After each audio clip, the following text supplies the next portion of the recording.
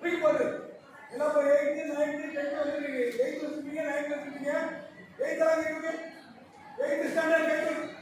9th 9th எல்லாம் கேட்குங்க. 7th